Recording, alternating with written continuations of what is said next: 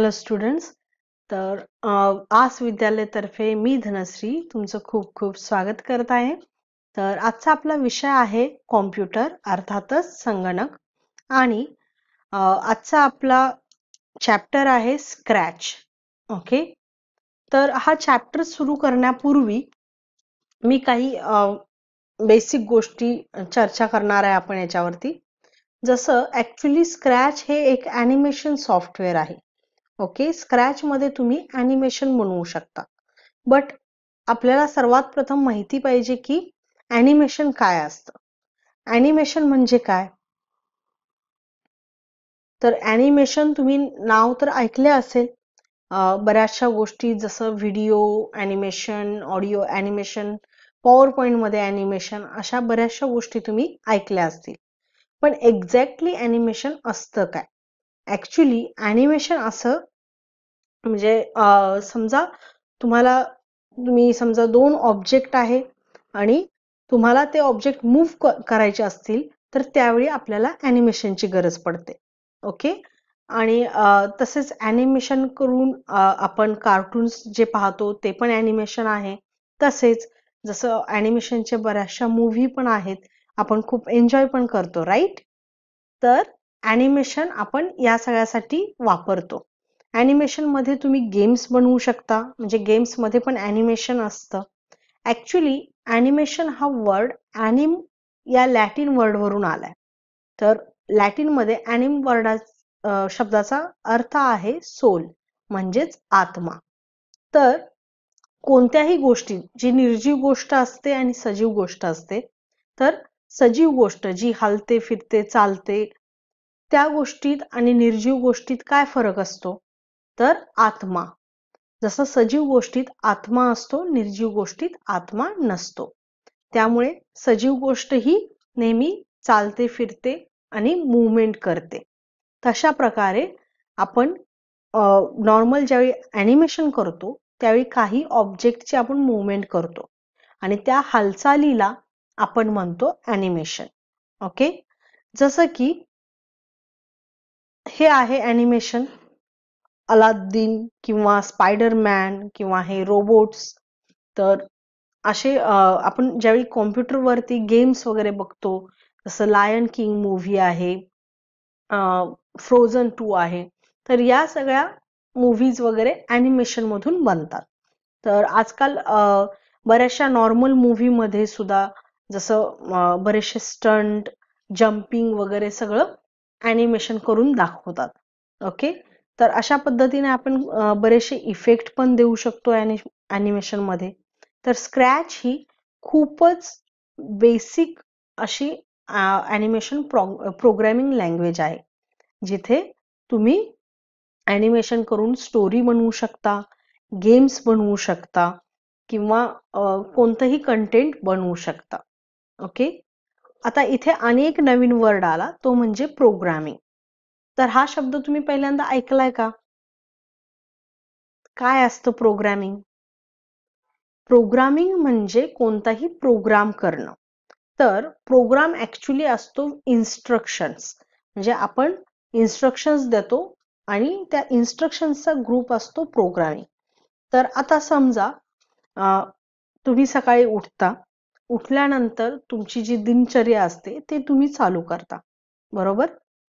तुमची आई तुम्हाला सूचना देत असते की उठ, ब्रश कर, नाश्ता कर, त्याच्यानंतर आंघोळ करणे किंवा काहीही ज्या सूचना असतात त्या तुमची आई देत असते.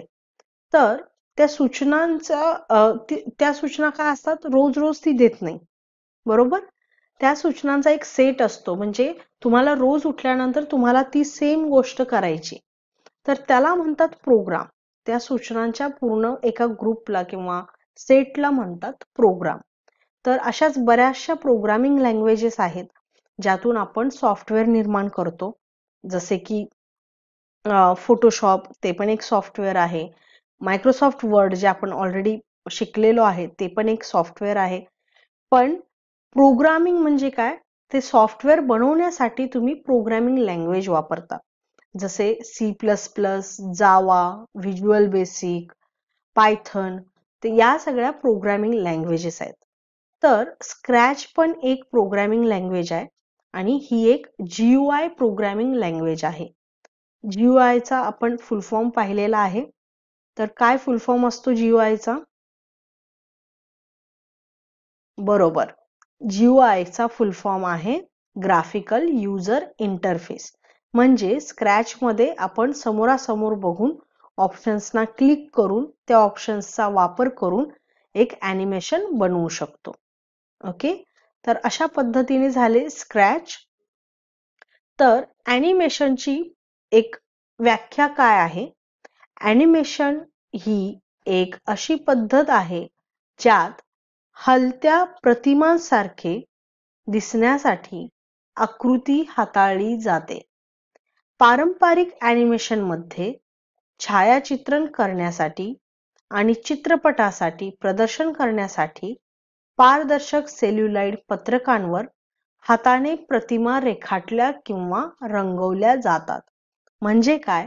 तुम्ही पाहिले असेल जसे एक छोटंसं बुक, त्या बुकमध्ये समजा तुम्हाला जर एखादी कार मुव्हिंग दाखवायची असेल किंवा एखादा डान्स करताना एखादा जर ऑब्जेक्ट दाखवायचा असेल तर तुम्ही त्या प्रत्येक पेजवरती हलका हलका स्लाइटली चेंज करून ते असे तुम्ही दर्शवू शकता की तो मुवमेंट जो आहे तो किंवा ऑब्जेक्ट जो आहे तो डान्स करतोय.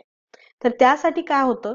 त्यासाठी तुमचे एकतर तुम्हाला त्याच्यासाठी खूप वेळ द्यावा लागतो, त्याच्यासाठी खूप वेळ लागतो आणि त्यात जर एखादी मिस्टेक, कारण ते आपण हातानं करत असतो, तर एखादी जर मिस्टेक आपण केली तर पूर्ण ॲनिमेशन ते गडबडतं.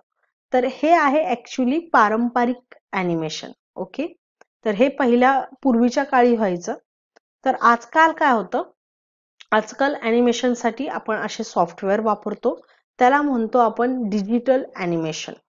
तर जसे की हे स्क्रॅच एक आहे खूपच बेसिक, तसेच बाकीचे फ्लॅश एक सॉफ्टवेअर आहे ॲनिमेशनचं, ते पण एक खूप चांगलं सॉफ्टवेअर आहे. तर जसं ॲनिमेशन म्हणजे बॉल, तुम्ही 2-3 बॉल ॲड केले आणि ते बॉल तुम्ही मूव्ह करताय, त्याला पण ॲनिमेशन म्हणतात.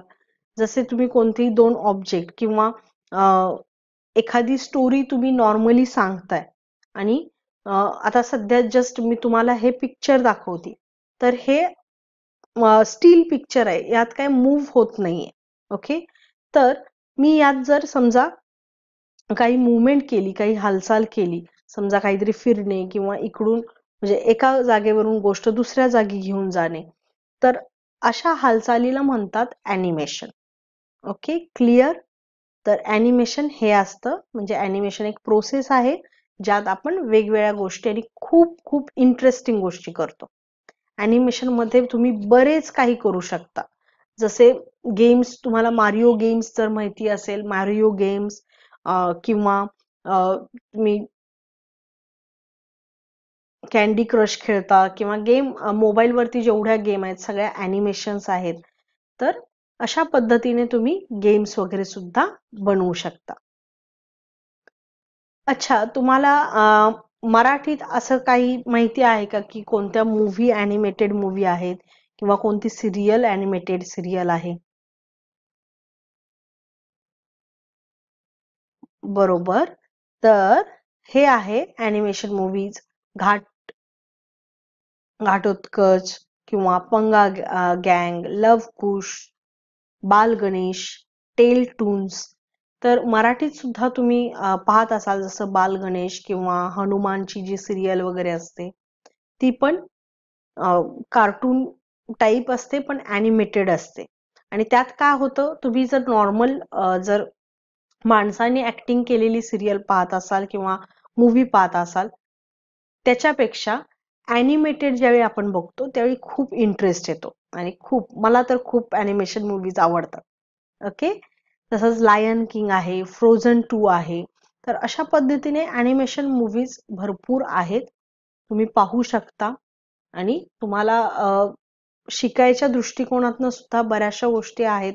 जसं आपल्या इतिहासातले शिवाजी महाराज, तर छत्रपती शिवाजी महाराज यांची सुद्धा ॲनिमेटेड स्टोरी आहे, ती तुम्ही पाहू शकता.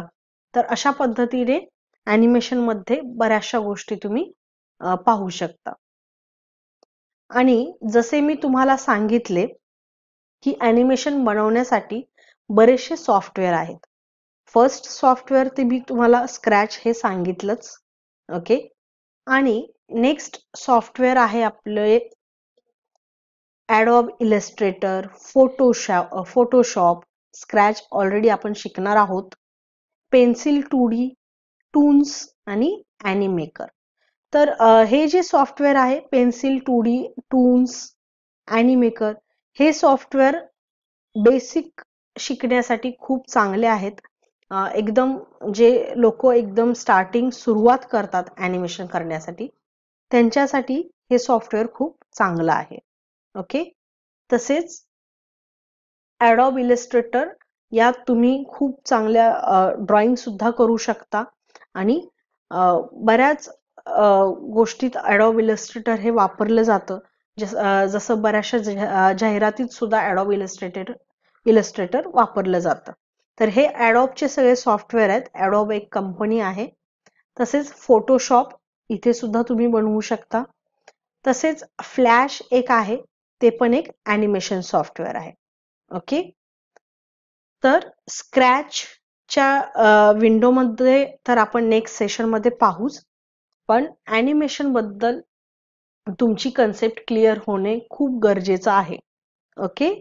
तर अशा पद्धतीने आज आपण काय शिकलो?